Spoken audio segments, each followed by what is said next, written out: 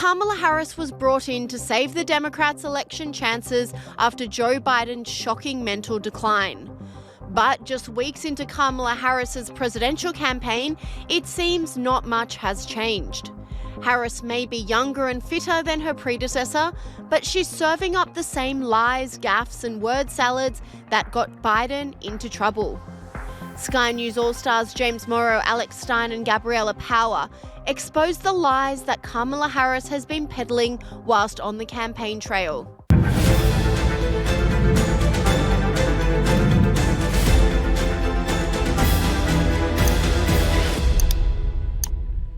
Kamala Harris is determined to become president, but with more attention comes more scrutiny, and the VP has shot some own goals this week, reveals Sky News All-Star Brad Palumbo. Welcome back. Well, after avoiding the media for almost 6 weeks, Kamala Harris finally gave an interview, of course not without her support pet, Tim Walz. And the interview was so bad, even the liberal US media over at CNN fact-checked her. Fact check bottom line, Abby, is that she did not actually make clear at a 2020 debate that she had changed her previous support for a fracking ban. Here's what she said at a CNN climate town hall in 2019. Will you commit to implementing a federal ban on fracking your first day in office, adding the United States to the list of countries who have banned this devastating practice? There's no question I'm in favor of banning fracking.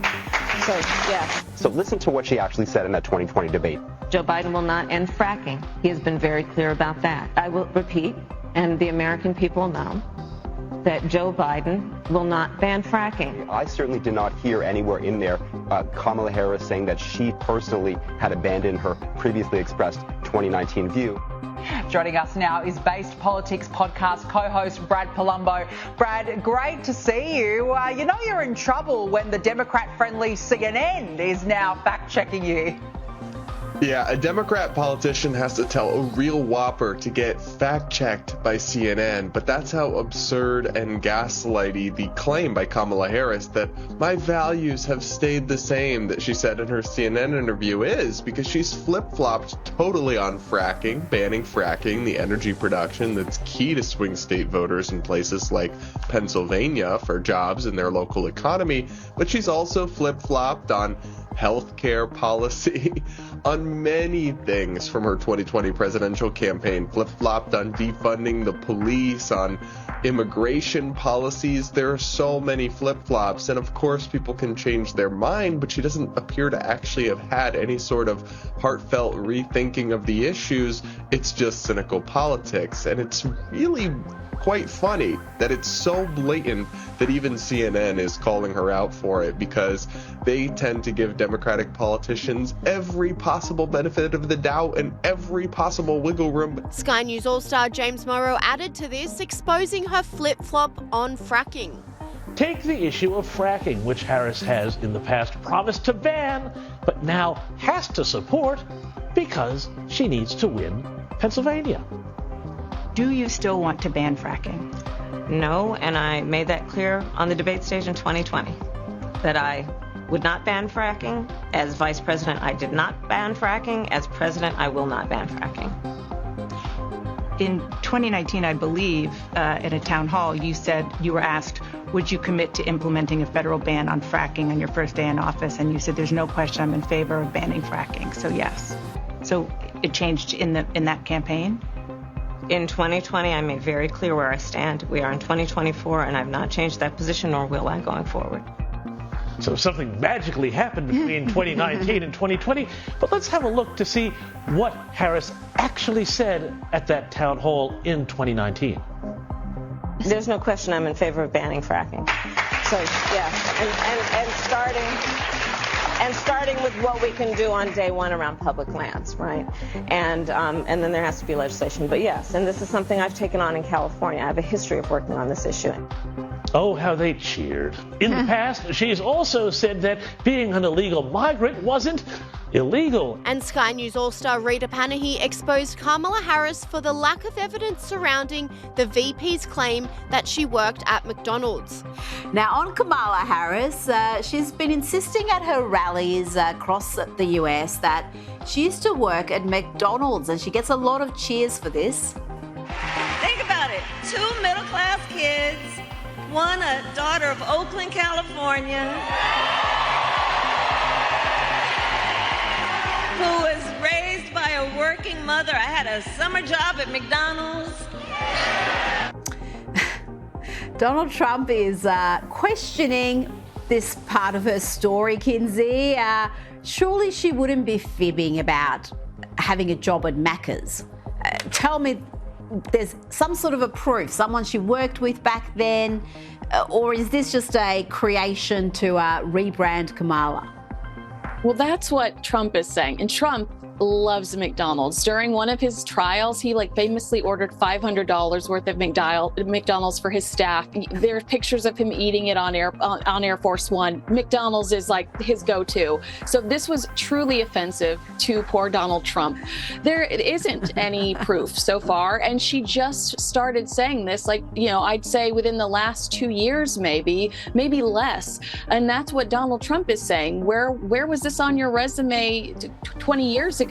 Because there is no hard proof that she ever worked at McDonald's.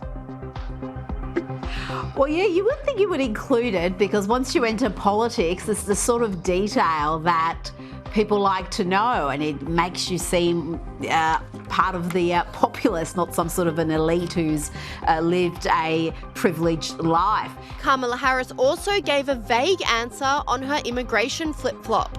She's also said that being an illegal migrant wasn't illegal, and this led to yet another non-answer. You raised your hand when asked whether or not the border should be decriminalized. Do you still believe that?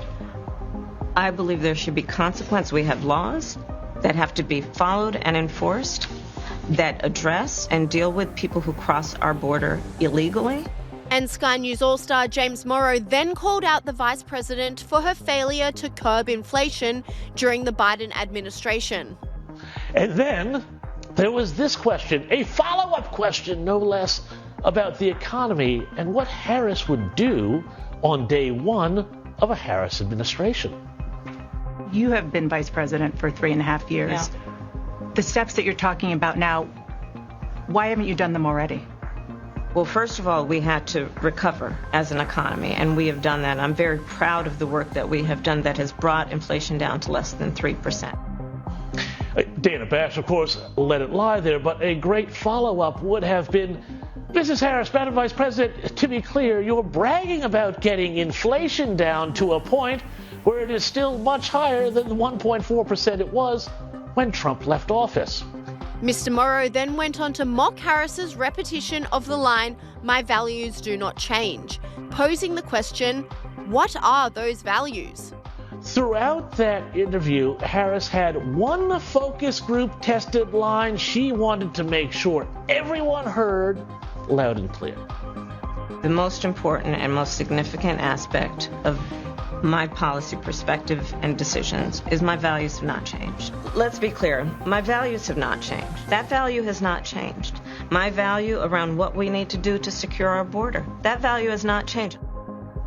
Okay, the values have not changed, but what are those values? Sky News All-Star Mick Mulvaney doubled down on this, saying Harris's justification of flip-flopping makes no sense. When you say you've kept your values but changed your position, how are those two things consistent? Is building a wall still un-American? Again, you could ask this of Kamala Harris on a bunch of different issues because she has switched on a bunch of them. I'm not sure how the answer, well, I'm keeping to my values, really explains why you're completely flipping on the issues. I wish we had seen that follow-up on the border wall for sure. And it's not only Kamala Harris's lies that are being exposed. Her VP pick, Tim Walz, is also under the spotlight, reveals Sky News All-Star Alex Stein. That's about as damning as it gets. Stolen valor and a habitual liar. And we do know he's lied about a number of things, some of them bizarre. We've had lies about his family's IVF journey to even the spices he uses for his taco recipe. Remember, he doesn't use any spice, he only uses pepper, and then we found out he'd won all these awards for his spicy tacos. It kind of lends weight to what those men were saying, that he lies even when there's no reason to lie. Yeah, Tim Walz is so full of it, his eyes are brown. And, I know that's a cliche, but that's the truth when it comes to Tim Walz. And, not only is his stolen valor so bad, though, this week, Kamala Harris got caught lying about her career working at McDonald's. So she has McDonald's stolen valor. I mean, both of these, the vice president and the president that are running right now, both have a PhD in BS, Rita. But this issue of stolen valor in particular, I mean, it's one thing to lie about your taco recipes and your wife's IVF journey and your record as governor, but stolen valor, that crosses a line for people where they say even a politician should not be fibbing about that. How much of an impact is that going to have? Because that is something that I think is just seen as really low and beneath contempt almost.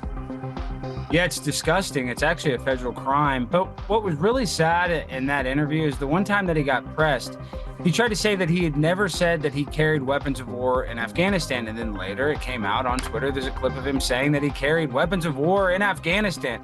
So the guy's a liar, and it's sad that so many of our soldiers have had to die. And yet he is stealing their valor, people that laid their life on the line. And, I think the definition of valor is having courage in a tough situation, especially in battle. And he's never faced any battle. As a matter of fact, when he got pressed about that question about the 6 hostages that died, he knew that he couldn't answer it because he has a very mainly pro-Palestinian following in Minnesota. So he's a coward. He doesn't speak from his heart, and he has zero integrity. And that's possible. And all of Kamala Harris's lies and flip-flops are reflecting badly in the polls, with Sky News All-Star Gabriella Power saying the honeymoon is over. Well, it was only a matter of time until the honeymoon period with Kamala Harris would come to an end. And with just over 2 months to go until Americans cast their vote, it looks like that day has come. Looking at the latest polling that is out today, Donald Trump is either even or well ahead of Kamala Harris in 7 crucial battleground states. According to a Trafalgar Group survey, Donald Trump leads Kamala Harris 47 to 45% in Pennsylvania, and he's ahead 47 to 46% in Wisconsin. Now, a separate survey by Insider Advantage shows that Donald Trump is leading Kamala Harris by 1 point in Arizona, Nevada, and North Carolina. Now, we know that both campaigns are targeting the independent and undecided voters in key states, and anything can happen between now and November 5.